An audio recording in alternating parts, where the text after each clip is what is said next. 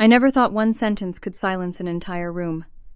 There I stood, champagne glass raised at my father's retirement party, my voice surprisingly steady despite the rage boiling inside me. Just seconds before my mother Sharon had laughed and announced to everyone within earshot that I wasn't really part of the family. 20 years of her emotional manipulation had finally pushed me over the edge. So I smiled, raised my glass higher, and said, "Perfect. Then don't ask me for any more money." Her face crumpled. Dad froze mid-conversation. Every guest stopped talking at once. The mortgage payments, medical bills, and countless loans I'd provided for years suddenly hung in the air between us, visible and undeniable. The path to that explosive moment began long before the party. At 32, I'd built a successful career as a business consultant, climbing from entry-level to senior management through sheer determination. My childhood taught me early that I'd need to create my own security. Growing up, I always felt like an outsider in my own family. Mom consistently favored my younger sister Allison, making no effort to hide her preference. "Allison just understands what family means," she'd say within my earshot. Dean has always been different. Different meant less lovable in her vocabulary. When I was 12, Mom organized a mother-daughter tea party for Allison's birthday, inviting all the women in our extended family. I wasn't included. When I asked why, she seemed genuinely confused by the question. "Oh, I didn't think you'd want to come to something like that." Dad witnessed my tears afterward, but only offered a week. "That's just how your mother is, sweetheart." The pattern continued through high school. Allison's achievements earned lavish praise and celebrations, while mine received brief acknowledgments. When I earned a full academic scholarship to college, Mom's response was, "Well, at least we won't have to worry about your tuition." Meanwhile, Dad remained in the background, a passive witness to the dynamic. College provided blessed distance. I threw myself into building a future determined to become so successful that I wouldn't need their approval. After graduation, I secured a position at Palmer Consulting and worked 60-hour weeks to advance rapidly. The irony came 5 years ago when my parents faced financial trouble after Dad's company downsized. Without hesitation, I stepped in to help, partly from genuine concern, and partly from some lingering hope that financial support might finally earn me the place in the family I'd always craved. I paid their mortgage for 3 months, then covered Dad's medical bills after his minor heart surgery. Soon I was regularly transferring money for various expenses. "Just until we get back on our feet," Dad promised. That temporary arrangement stretched into years. My engagement to Travis 6 months ago seemed to trigger a new level of hostility from Mom. During our announcement dinner, she examined my ring and said, "It's smaller than I expected for someone making your kind of money." Travis squeezed my hand under the table, already understanding the dynamic after 2 years of dating. "Maybe we should skip the retirement party," Travis suggested the morning of the event. "Your blood pressure spikes every time you talk about your mother." "I have to go," I replied, applying mascara carefully. "Dad specifically asked me to be there, and I'm tired of letting her push me away from family events. Just remember, we can leave anytime Travis kissed my cheek. Your mental health matters more than social obligations." I nodded, hoping against experience that this celebration might somehow bridge the family divide. "Maybe today will be different," I said, more to myself than to Travis. The party venue, an upscale restaurant with a private event room, looked elegant with tasteful decorations celebrating Dad's 38 years at the same engineering firm. Travis and I arrived 15 minutes early, and I immediately felt the familiar tension in my shoulders that accompanied family gatherings. "You look beautiful," Dad said, hugging me with genuine warmth when we arrived. He shook Travis's hand vigorously. "So glad you both could make it." Mom approached a moment later, kissing near my cheek without making contact. "Dean, you're actually on time for once." She turned to Travis with a more genuine smile. "Travis, darling, that suit fits you perfectly." The party filled quickly with Dad's colleagues, friends, and extended family. I mingled comfortably with Dad's work friends, many of whom I'd met at company picnics years ago. Jackson, Dad's longtime colleague, embraced me warmly. "Your father never stops bragging about you, you know." That surprised me. Dad rarely expressed pride directly to me. An hour into the party, the photographer Mom had hired gathered everyone for family photos. "Just immediate family first," Mom announced, waving Allison and her husband forward while pointedly not looking in my direction. "Dean, you too," Dad called, but Mom interjected smoothly. Let's do one with just the four of us first.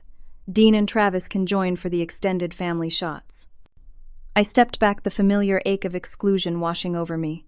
Travis whispered, "You okay?" I nodded automatically. Later, while getting a drink at the bar, I overheard Mom talking to Aunt Paula. "Allison has always been our rock. Did you know she visits every Sunday? Now that's a daughter who understands family values." She sighed theatrically. "Dean is so busy with her career. We're lucky if we see her on major holidays." She conveniently omitted mentioning the weekly phone calls I made to check on them or the financial support that had kept their household afloat for years. The breaking point came during dinner. I was seated at a table with cousins rather than at the main family table, another subtle exclusion. After the main course, guests began offering toasts to Dad. When my turn came, I spoke sincerely about his dedication and work ethic qualities I'd always admired and tried to emulate. As I returned to my seat, Mom's voice carried clearly, "I'm surprised she even showed up. It's not like she considers herself part of this family anyway." Several nearby conversations stuttered to a halt. I stopped walking, turned slowly, and stared at her. "What was that, Mom?" I asked, my voice steady despite the pounding in my chest. Rather than backtracking, she doubled down, apparently emboldened by the 2 glasses of wine she'd consumed. "Oh, Dean, we all know you've always done your own thing. You're not really part of this family in any way that counts." She actually laughed after saying it as though she'd made a harmless joke. The room grew quieter as more people noticed the confrontation brewing. Dad half rose from his seat, alarm spreading across his face. In that moment, everything crystallized. I thought about the $28,000 I'd given them last year alone, the vacations I'd canceled to handle their emergencies, the countless hours spent on the phone listening to Mom criticize my life choices while asking for more financial help. I raised my champagne glass, my hand perfectly steady. "Perfect," I said clearly. "Then don't ask me for any more money." The silence that followed was absolute. Mom's face transformed from smug amusement to shock. Dad froze halfway out of his chair. Allison stared at her plate. Nobody moved. "I've paid your mortgage for the past 6 months," I continued in the same calm voice.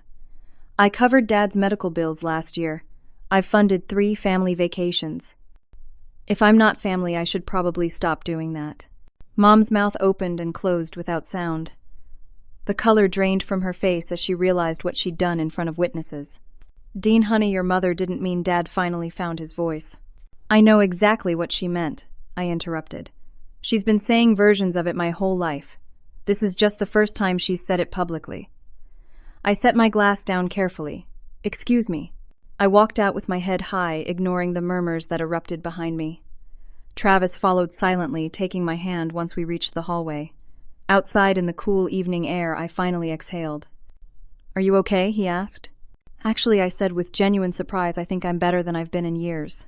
The aftermath was immediate and overwhelming. My phone buzzed constantly the next morning with messages from family members. Dad called 6 times before I finally answered. "Dean, please," he began without preamble. "Your mother is very upset." "I imagine she is," I replied. "It's uncomfortable when your bad behavior has consequences." "She didn't mean what she said. You know how she gets at social gatherings." "That's exactly the problem, Dad. I do know how she gets, and you've been making excuses for it my entire life." "Can't you just call her?" For me, his voice took on the pleading tone I'd never been able to resist. "Not this time," I said firmly.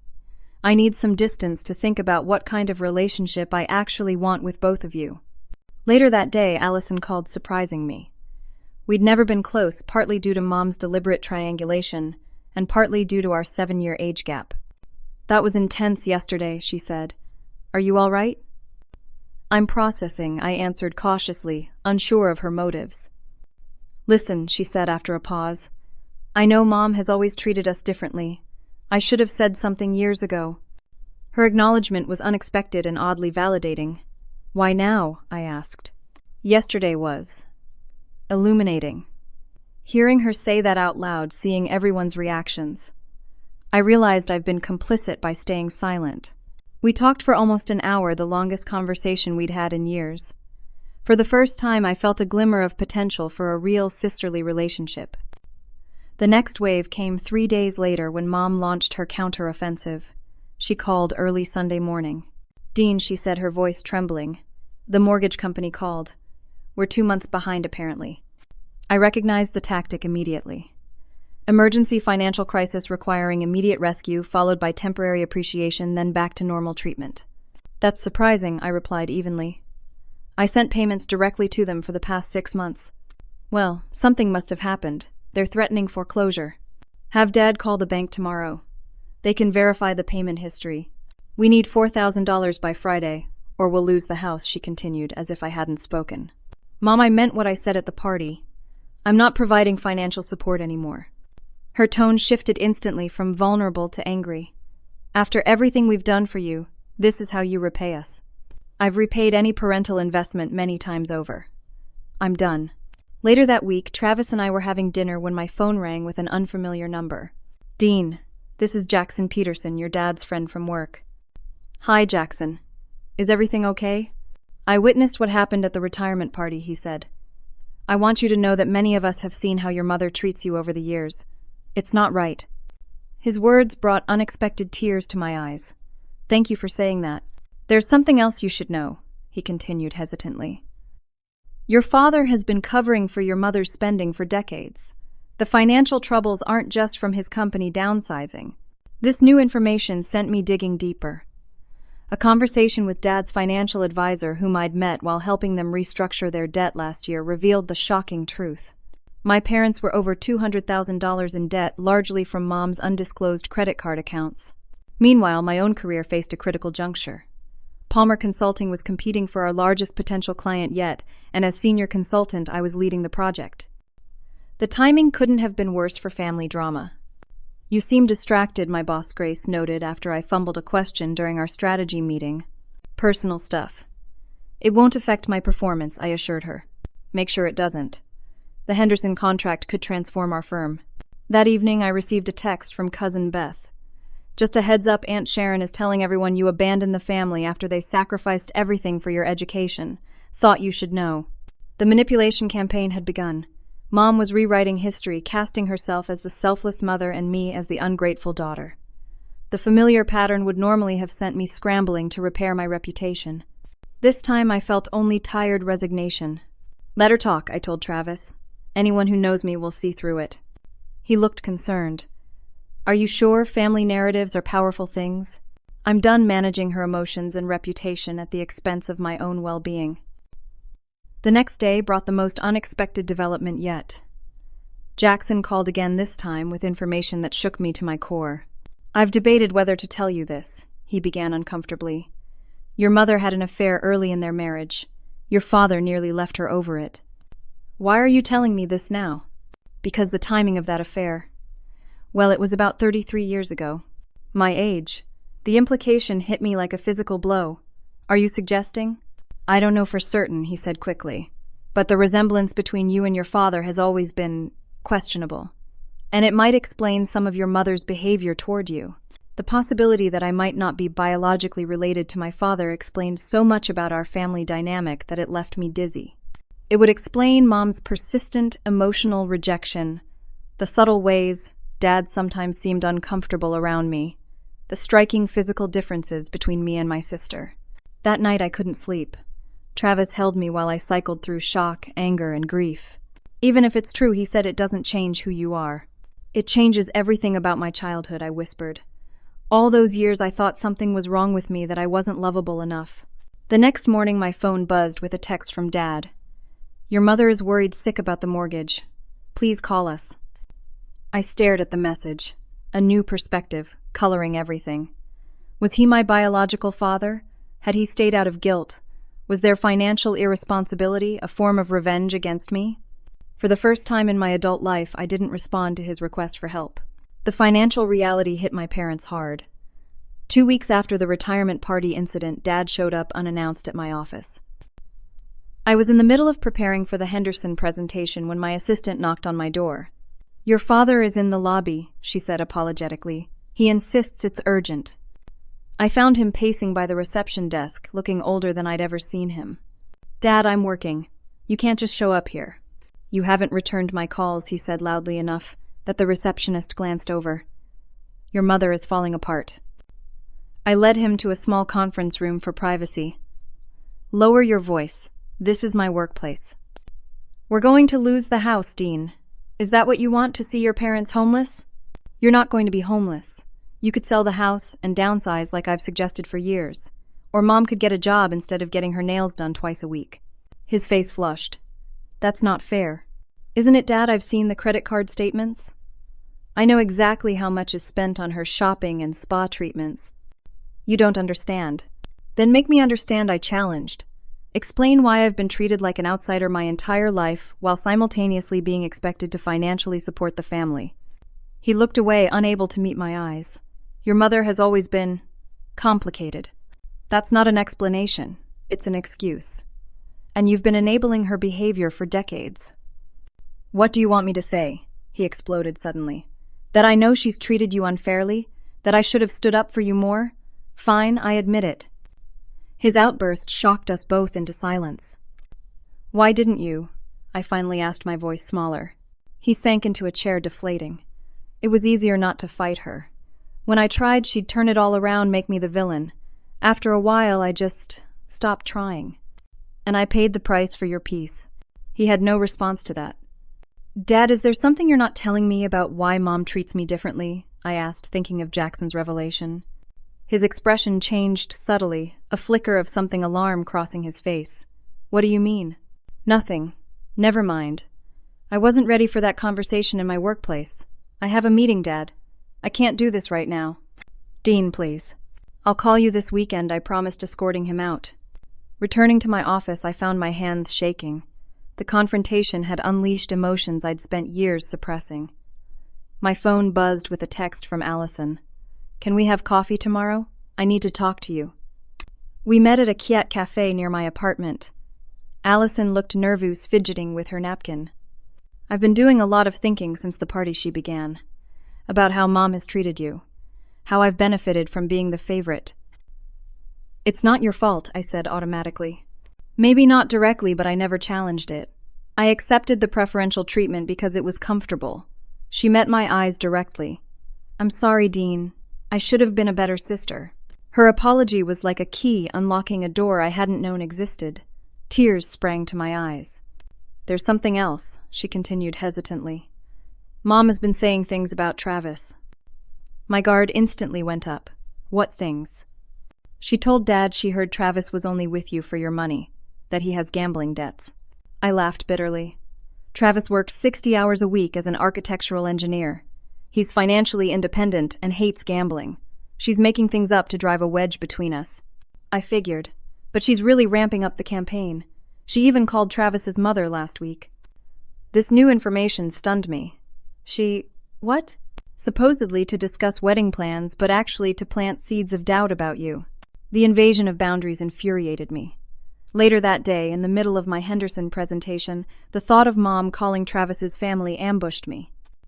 My chest tightened, my palms sweated, and suddenly I couldn't catch my breath. Dean. The projections Grace prompted when I froze mid-sentence. I'm sorry I managed, but the room was spinning. I was having a panic attack in front of our most important potential client. Grace smoothly took over, citing technical difficulties with the presentation. After the meeting, she called me into her office. Want to tell me what happened in there? I'd never discussed personal matters with my boss, but my professional credibility was now at stake. I gave her the briefest outline of the family situation. To my surprise, Grace's expression softened with recognition. I had a similar relationship with my father. It took years of therapy for me to establish boundaries. How did you handle it? Not well at first, she admitted. Nearly tanked an important merger during the worst of it. But eventually I learned that I couldn't set myself on fire to keep others warm. Her understanding gave me permission to be human. I'm sorry about today. It won't happen again. Take the rest of the day, she suggested. And Dean considered talking to someone professional about this. The company health plan covers therapy. That evening, Travis and I had our first serious argument about the situation. My mom called today, he said carefully. She's concerned about our wedding plans. Let me guess. My mother called her. He nodded. Apparently, you're on the verge of a nervous breakdown and financially unstable due to supporting your parents. That's rich coming from her. My parents are worried we're rushing into marriage with all this family drama. The implication hit hard. Are you having second thoughts? Not about you, he assured me quickly, but about the timing maybe. Would it be so terrible to postpone until things settle down? His suggestion felt like betrayal, as if my mother's manipulation was winning. So she gets exactly what she wants. This isn't about her. It's about us starting our marriage in the healthiest way possible. The rational part of me understood his point, but emotionally it felt like another rejection. We went to bed without resolving anything, the distance between us unfamiliar and painful. The next day, while searching for an important work document, I discovered an old journal from high school. Flipping through it revealed detailed accounts of Mom's behavior incidents I'd almost forgotten. One entry described my 16th birthday, when she'd forgotten to pick me up from a school event, leaving me waiting for 3 hours. Another documented her accidentally donating my favorite sweater, a gift from my grandmother. The journal provided clear evidence that this wasn't a new pattern triggered by recent events. It had been consistent throughout my childhood, and I had the documentation to prove it. Sunday brunch, with extended family, had been a monthly tradition since I was a child. Despite recent events, I decided to attend, partly to prevent Mom from controlling the narrative, and partly because I genuinely enjoyed seeing my aunts and cousins. I arrived to find Mom already holding court, her voice carrying across the restaurant. We've tried so hard with Dean, but she's always been difficult. Now she's abandoned us financially just when we need her most. That's not accurate, Mom, I said, clearly approaching the table. I stopped enabling financial irresponsibility after you publicly stated I wasn't part of the family. Her eyes widened, not having expected direct confrontation. The table fell silent as I took my seat. I was just explaining, she began. You were just spreading misinformation, I corrected calmly. Would you like me to share the actual financial records with everyone here? Aunt Carol, Dad's sister, intervened smoothly. Let's order, shall we? I'm starving. Throughout the meal, Mom alternated between pointed barbs and playing the victim. When she excused herself to the restroom, Aunt Carol leaned over to me. She's been spinning quite a tale, she whispered. But some of us remember how she's treated you over the years. By the time we finished eating, the tension had built to unbearable levels. As we waited for the check, Mom launched her final offensive. It's such a shame about your wedding being postponed, she said loudly. But Travis's family has concerns, which is understandable given the circumstances. The deliberate attempt to publicly humiliate me by exposing private information she'd manipulated into existence, was the final straw. I stood up, trembling with anger. Enough, I said, my voice sharper than intended. You don't get to rewrite reality to suit your narrative anymore. I'm just stating facts, dear. No, you're manipulating and lying as you've always done, and I'm done participating in it. I walked out, ignoring her protests and the awkward silence behind me. Outside, I leaned against my car, breath coming in gasps. The confrontation had been necessary but draining, and I felt both empowered and exhausted. The emotional toll of the ongoing family conflict began affecting every aspect of my life. The Henderson presentation debacle resulted in a setback at work. While we hadn't lost the contract entirely, the client requested additional meetings with other team members present to ensure project stability. Grace remained supportive but practical. Take some personal time if you need it, Dean. But when you're here, I need 100% focus. Travis and I were still navigating the aftermath of his suggestion to postpone the wedding. While we'd agreed to table the discussion temporarily, an undercurrent of tension remained. The situation escalated when Travis's parents invited us to dinner. Helen and Robert Adams had always been warm toward me, which made their current concern all the more painful.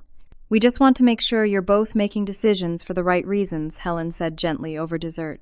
What my wife means, Robert added, is that starting a marriage amid family conflict can create unnecessary pressure. I understand your concerns, I replied carefully. But postponing our plans would actually be giving in to the manipulation.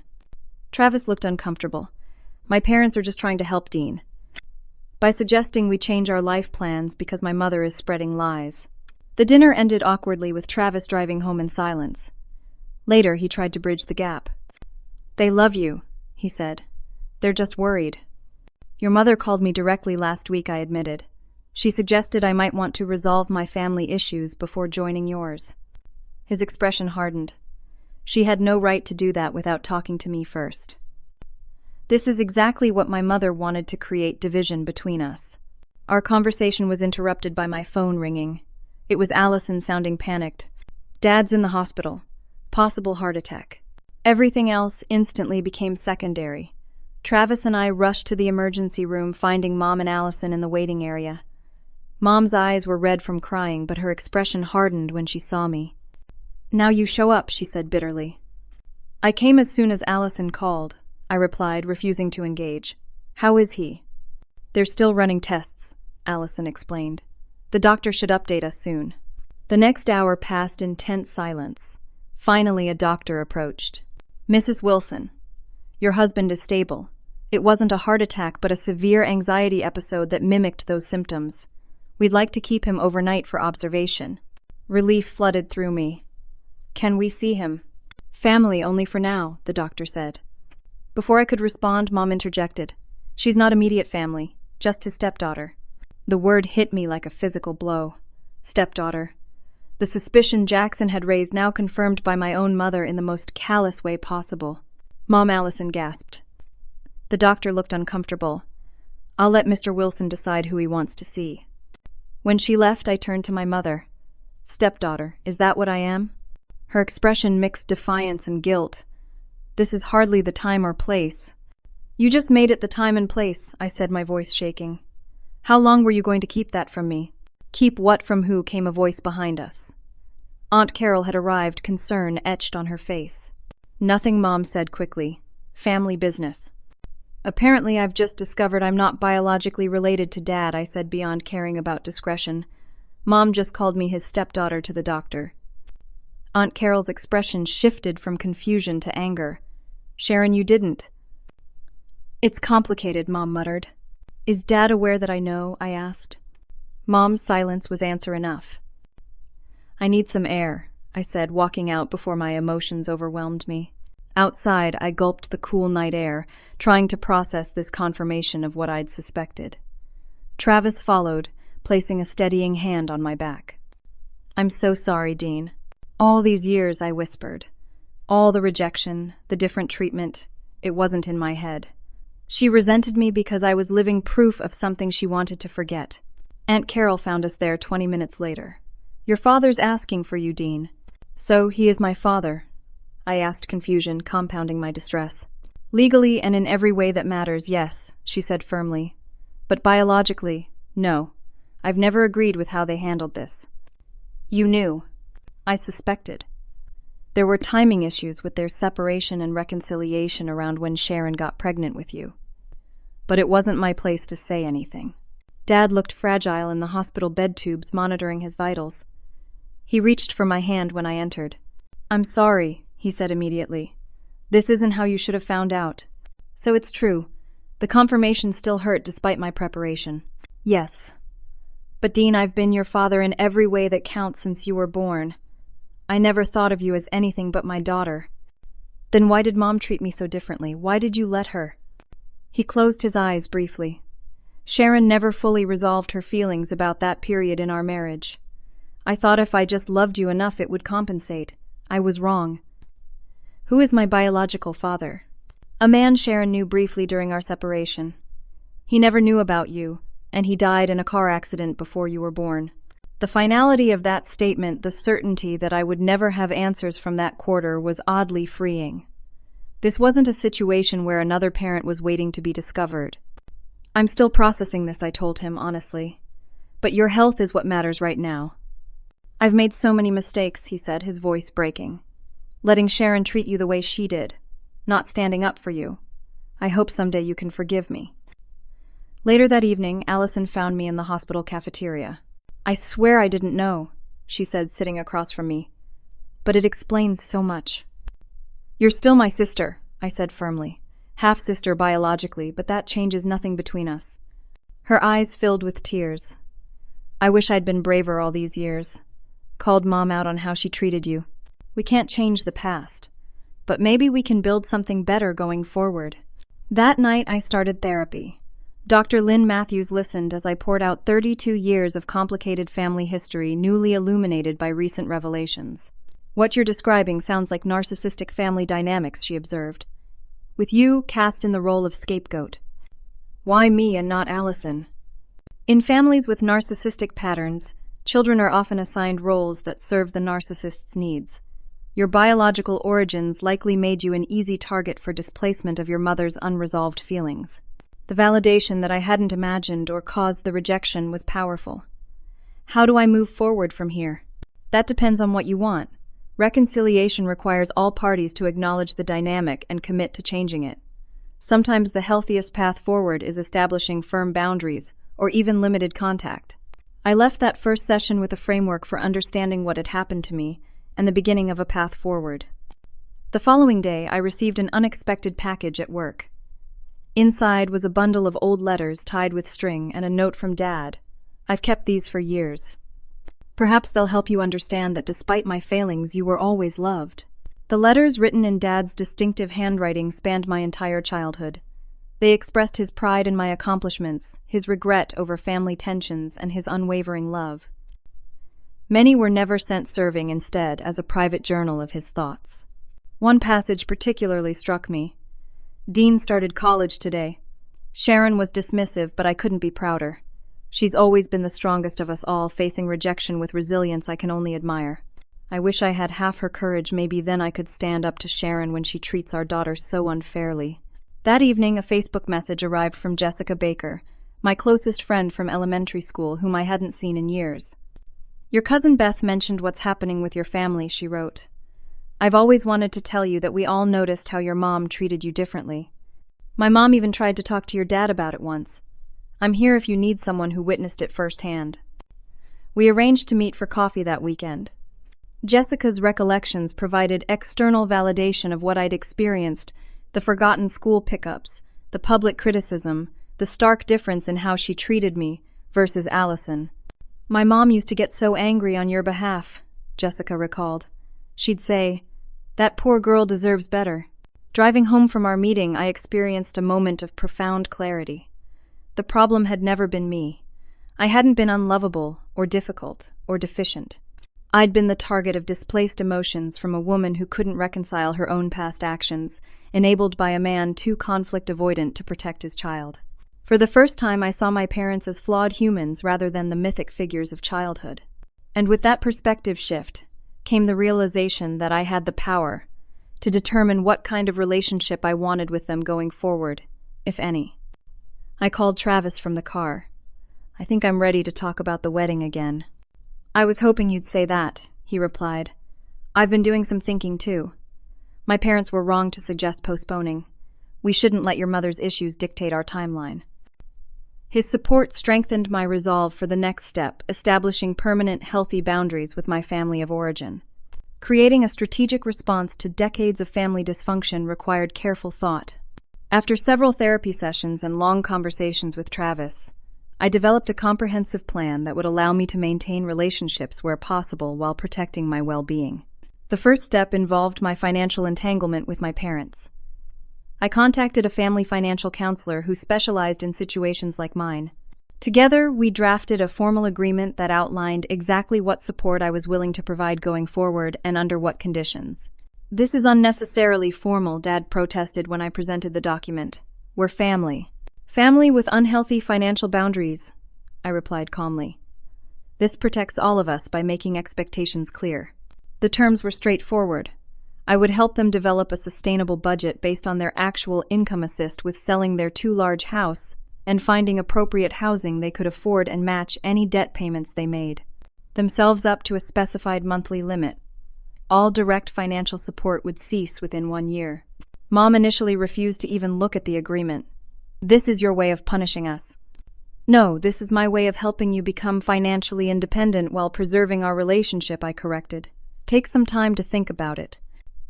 With clear boundaries established on the financial front, I turned my attention to rebuilding what could be salvaged professionally and personally. At work, I threw myself into the Henderson project with renewed focus. The client responded positively to our revised proposal, and Grace noticed the change. Whatever you're doing is working, she commented after a particularly successful client meeting. You seem more centered. I'm learning to compartmentalize better, I explained. And I've started therapy. Good for you. Wish I'd done that 20 years earlier than I did. The Henderson contract was signed the following week, bringing a much-needed professional win that helped rebuild my confidence. Travis and I reset our wedding planning, setting a date 6 months out with a clear understanding of how we would handle family involvement. Your mother can attend as a guest if she chooses, I told him. But she doesn't get input into our decisions. Agreed. And my parents will respect our choices, or they can also attend solely as guests. His willingness to establish equivalent boundaries with his own family meant everything to me. Have I told you lately that I'm marrying an amazing man? Not in the last 24 hours, he teased. With work and personal life stabilizing, I felt ready for the next step, a formal family meeting to address the decades of dysfunction directly. I reserved a private room at a neutral restaurant and invited Dad, Mom Allison, and Aunt Carol. My request was simple: 2 hours of honest conversation about our family dynamic and a path forward. Dad and Allison agreed immediately. Mom initially refused, but reconsidered after Dad made it clear he would attend regardless. Aunt Carol offered to moderate if needed. The evening of the meeting, I arrived early to center myself. Travis had offered to accompany me, but I felt this was something I needed to do alone. Dad arrived first, looking nervous but determined. Allison came next, giving me an encouraging smile. Aunt Carol brought Mom, who entered with defensive body language that signaled her expectation of attack. Once everyone was seated, I began with a prepared statement. Thank you all for coming. I've asked for this meeting because our family has operated with unhealthy dynamics for as long as I can remember. Recent events have brought these issues to a crisis point, giving us an opportunity to either address them honestly or continue patterns that harm all of us. I outlined my experience growing up as the family scapegoat, citing specific examples from my childhood journal. I acknowledged the recent revelation about my biological parentage, without accusation, focusing instead on how the secret had poisoned family relationships. I'm not here to assign blame or demand apologies, though both might be warranted, I continued. I'm here to be clear about what kind of relationship I'm willing to have going forward. Mom had been silent throughout my opening, her expressions cycling between indignation and discomfort. When I finished, she launched into a predictable defense. You've always exaggerated everything, she began. I treated both my daughters exactly the same. If you felt differently, that was your perception, not reality. Sharon, Dad interrupted firmly. That's not true, and you know it. His direct contradiction of her narrative, something that had rarely happened in my lifetime, visibly startled her. I watched you favor Allison for years, he continued. I made excuses for it, told myself it would balance out over time, but it never did. And I failed Dean by not stopping it. Mom's strategy shifted instantly. So this is a coordinated attack. The three of you ganging up on me when I've sacrificed everything for this family. No one is attacking you, Mom, Allison said gently. But we can't move forward by denying what happened. Even if I accept your version of events, which I don't, Mom said, turning to me. What exactly do you want for me to grovel, to beg forgiveness?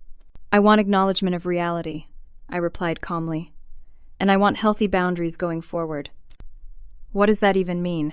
It means I'll no longer accept being treated as less than Allison. It means financial support comes with the agreement we've discussed. It means no more manipulation, triangulation, or public humiliation. Or what she challenged. Or I'll limit my contact to what's emotionally safe for me. I'd prefer a real relationship, Mom, but I'll accept a distant one if that's all that's possible. Her face flushed with anger. So you're threatening to abandon your family unless we meet your demands. I'm stating my needs clearly, I corrected. How you respond is your choice. Dad reached across the table for my hand. I want a chance to do better, Dean. Whatever that takes. Allison nodded agreement. Me too. Mom looked between them, realizing her usual tactics weren't working. In a last desperate attempt, she played her final card. After everything I've done for you, the sacrifices I've made. What sacrifices specifically, Mom? I asked directly. I'd like to hear exactly what you feel you've sacrificed for me. The direct question caught her off guard. She stammered, then fell silent, unable to produce concrete examples that wouldn't sound trivial or fabricated. Aunt Carol spoke up for the first time. Sharon, I've watched this dynamic for 30 years. Isn't it exhausting maintaining so much resentment? Wouldn't it be easier to try a different approach? Something in her gentle question seemed to penetrate. Mom's rigid posture softened slightly. I don't know how to be different, she admitted, the first honest statement she'd made all evening. That's a starting point, I acknowledged. None of us knows exactly how to create a healthier family system, but we can commit to trying. By the end of the evening, we had established preliminary agreements. Mom would consider therapy, though she made no promises. Dad committed to no longer enabling toxic behaviors. Allison and I would work on building our sibling relationship independent of our parents. Most importantly, everyone acknowledged the reality of our past dynamic, a crucial first step toward any potential healing. In the weeks that followed, extended family members began reaching out. Cousin Beth invited me to lunch, sharing that she'd always noticed the differential treatment but hadn't known how to address it. The retirement party was actually a relief for some of us, she admitted. Finally, it was all out in the open. Uncle James, Mom's brother, called to say he'd spoken with her about her behavior. I've enabled her too in my way. That stops now. Perhaps most surprising was the development with my parents' financial situation. After initial resistance, they agreed to sell their house. With my guidance, they found a comfortable condo they could afford on Dad's retirement income and Mom's new part-time job, her first employment in 20 years. I never thought she'd actually work. Allison marveled during one of our newly established weekly sister lunches. Dad says she's actually enjoying it. Sometimes, a crisis forces growth, I observed. Are they still coming to Sunday dinner? We had begun hosting family dinners at my apartment-neutral territory that allowed me to control the environment and leave if necessary. So far, they had gone surprisingly well. Dad confirmed yesterday. Mom's still deciding, which probably means she'll show up with him but wants to maintain the illusion of independence. I smiled at my sister's accurate assessment. Progress, not perfection. As the weeks passed, I maintained the boundaries I'd established while remaining open to genuine change. Mom's behavior improved incrementally, less criticism, fewer manipulative tactics, occasional moments of authentic connection. Whether from therapy, which she'd reluctantly started, or simply the realization that her old strategies no longer worked, she was making effort. Dad and I began rebuilding our relationship on more honest terms. During a private lunch, he shared more about the circumstances of my birth. I made the choice to be your father, Dean. It was the best decision of my life, even if I failed you in important ways. You didn't fail completely, I assured him. You gave me stability, education, and glimpses of unconditional love. I'm working on focusing on those gifts rather than the gaps. With the family situation stabilizing, Travis and I finalized our wedding plans. We chose a small ceremony with carefully considered guest lists and seating arrangements designed to minimize potential drama. Are you ready for this? Travis asked the night before we sent invitations. For marrying you, absolutely. For including my family in the celebration. We'll see. The final test before the wedding came at Thanksgiving, traditionally a stress-filled holiday in our family. This year, I offered to host, providing another opportunity to establish new patterns. I sent detailed invitations that included clear expectations about behavior. Mom predictably bristled at what she called kindergarten rules, but Dad assured me they would comply. The preparation helped me approach the holiday with cautious optimism rather than dread. As I set the table that morning, I reflected on the extraordinary journey of the past 6 months, from feeling powerless in toxic family dynamics to creating a new reality based on mutual respect and clear boundaries. The doorbell rang precisely at 2 o'clock. I took a deep breath, centered myself, and opened the door to whatever version of family awaited on the other side. Thanksgiving unfolded with a surreal sense of normalcy. Mom arrived bearing her traditional pumpkin pie, making a visible effort to contain critical comments about my apartment decor.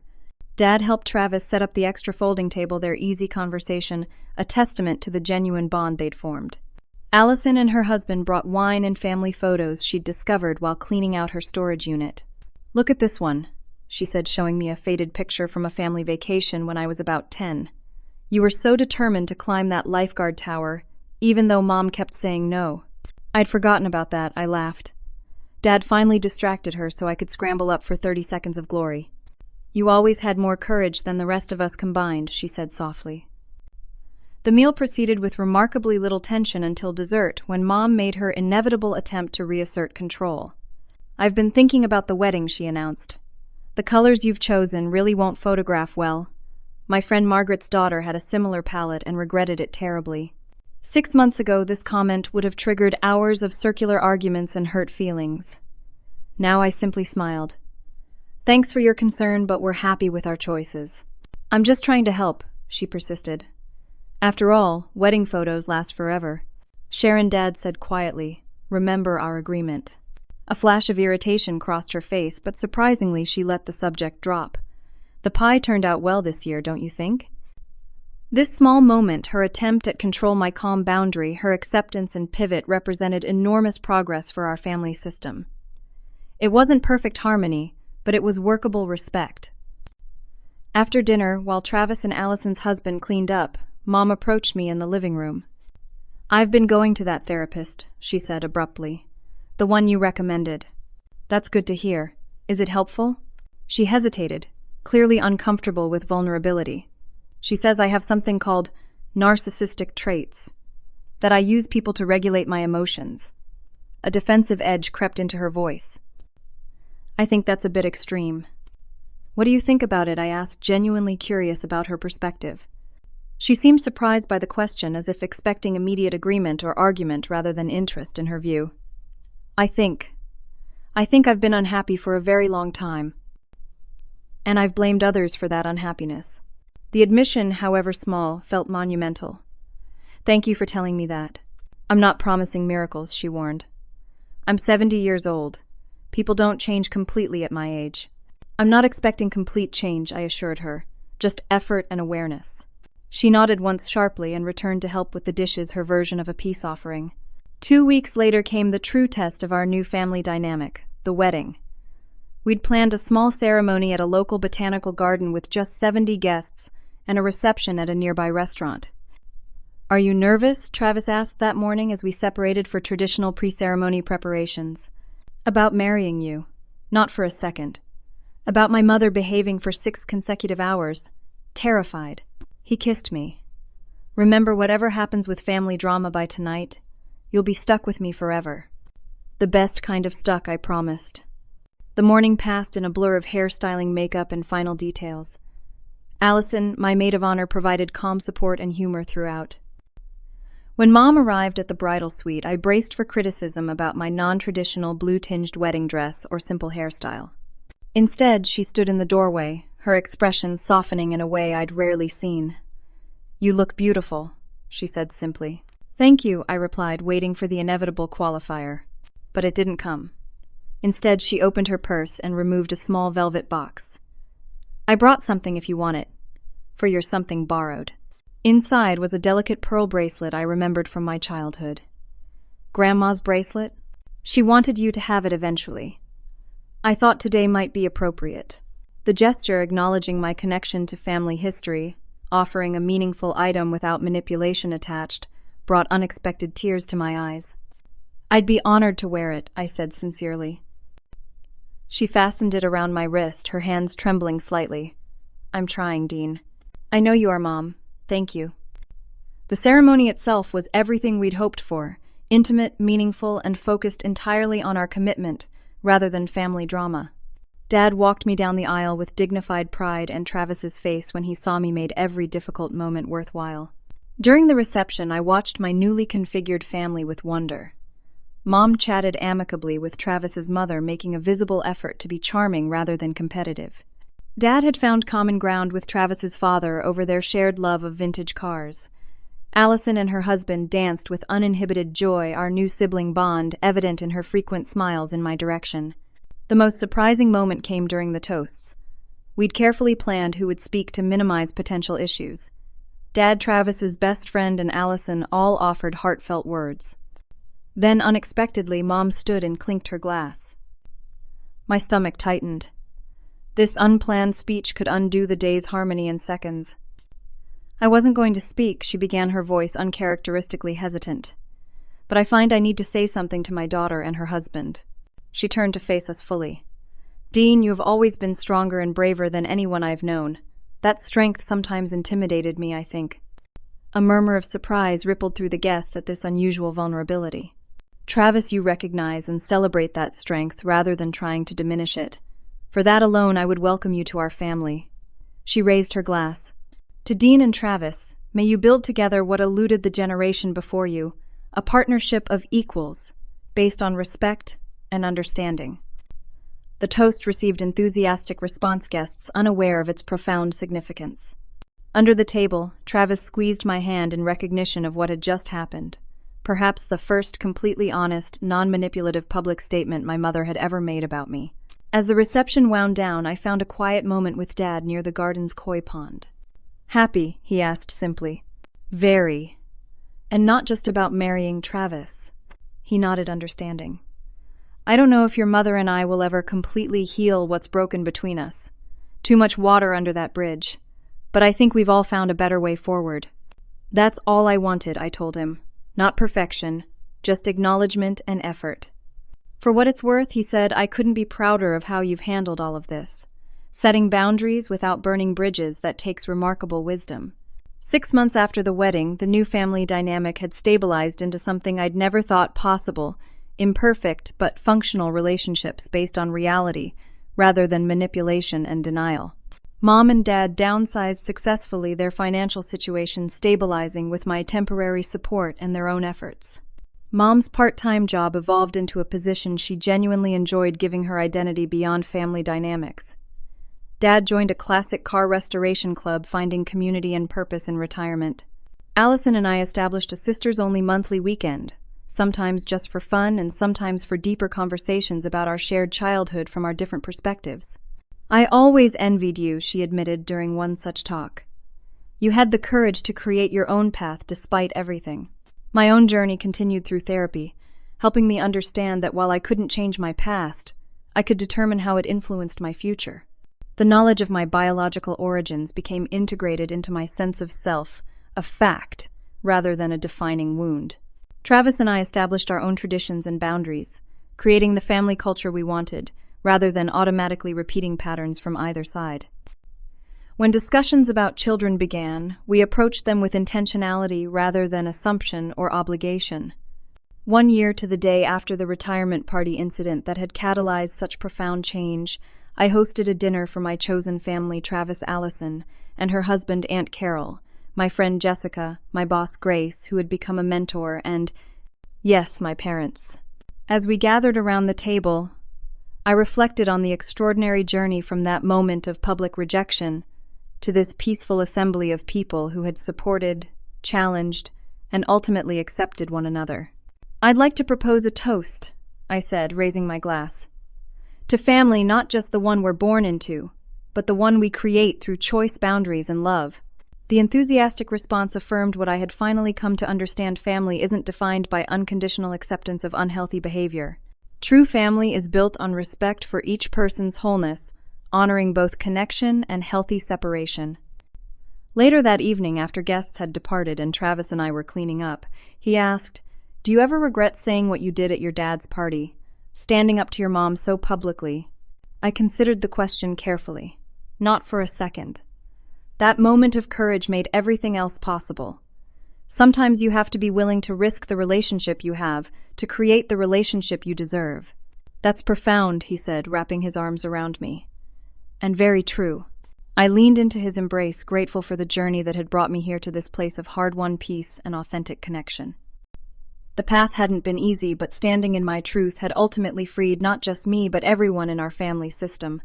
The greatest lesson I learned through it all was this: your worth is never determined by someone else's inability to see it. And sometimes the most loving thing you can do for yourself and others is to stand firmly in that truth, even when the room goes silent.